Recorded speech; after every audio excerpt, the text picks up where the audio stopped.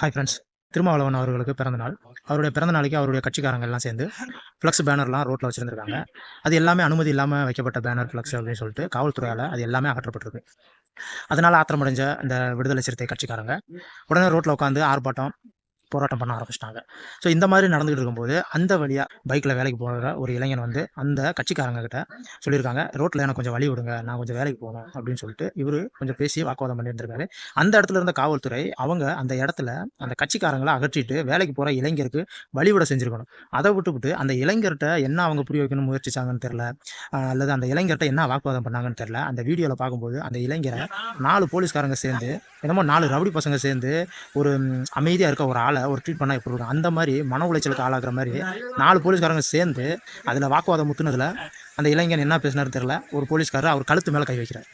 ஏன்னா நான் என்ன கேட்குறேன்னா, ஒரு போலீஸ்காரங்க என்கொயரி இப்படியா பண்ணுவாங்க? அவர் ஒரு ஸ்டூடெண்ட் மாதிரி இருக்காரு. அதை வச்சா காலேஜ் முடிச்சுட்டு ஒரு 20-25 வயசுக்குள்ள தான் இருக்கும். அவர் வேலைக்கு போகிறாரு. அவர்கிட்ட நீங்கள் என்ன வந்துட்டு எப்படி பேசணும்? அவர் என்ன பெரிய குலக்குத்தமாக பண்ணிட்டாரு. ஆனால் அவனை கழுத்தை பிடிக்கிறார் அந்த ஒரு எஸ்ஓ.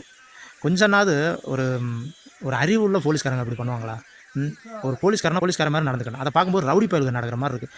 அவர் கழுத்தை பிடிக்கவும் அதில் ஆத்திரம் அடைஞ்ச அந்த பையன் போலீஸ்காரனை பலார்னு செவிலே ஒன்று விட்டான். அவன் அடித்தது ரைட்டாக தப்பான்றதை அப்புறம் பேசலாம்.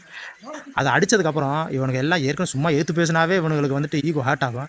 அடித்தா சும்மா விடுவானுங்களா? 4 பேர் ஏதோ ஒரு மிருகத்தை அடித்து இழுத்துட்டு போகிற மாதிரி அப்படியே இழுத்துட்டு போய் அப்படியே வேனுக்குள்ளே வலுக்கட்டாயமாக உள்ள போலீஸ் வேனுக்குள்ளே தள்ளி கூட்டிகிட்டு தூக்கிட்டு போகிறாங்க. அதை பார்க்கும்போதே மனசு ரொம்ப கஷ்டமாக இருக்குது. இனி அந்த பையனை அவனுக்கு என்ன பண்ணுவாங்க ஏது பண்ணுவாங்கன்னு தெரியல.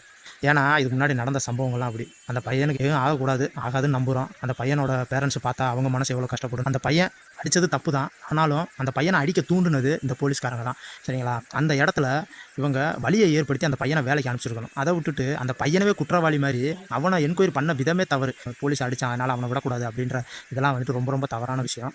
அந்த பையனோட வாழ்க்கையை கருத்தில் கொண்டு அவனுக்கு எதுவுமே ஆகக்கூடாதுன்னு நம்ம கடவுளை வேண்டிப்போம். மாதிரிலாம் போலீஸ் அராஜகங்கள் நடக்கக்கூடாதுன்னு சொல்லி தான் விஜய் சாருக்கு நம்ம ஓட்டு போட்டு முதலமைச்சர் ஆகணும். ஆனால் இன்னைக்கு திரும்பவும் இந்த மாதிரி அராஜகம் நடக்குதுன்னா இதை கண்டிப்பாக விஜய் சார் அவர்கள் கவனத்துக்கு கொண்டு போகணும். இந்த மாதிரி கட்சியில் இருக்கவங்கள ஒரு மாதிரி பாமர மக்கள் பாமர இளைஞர்களை வந்துட்டு போலீஸ்காரன் என்ன வேணாலும் பண்ணலாம். அது மாதிரி நிலைமை வரக்கூடாது, வர விடவும் கூடாது. அதனால் இந்த வீடியோ எல்லாருக்கும் ஷேர் பண்ணுங்கள். பார்த்துக்கிட்டு இருக்க நீங்களும் இதை பற்றி நீங்கள் தயவு செய்து பேசுங்க.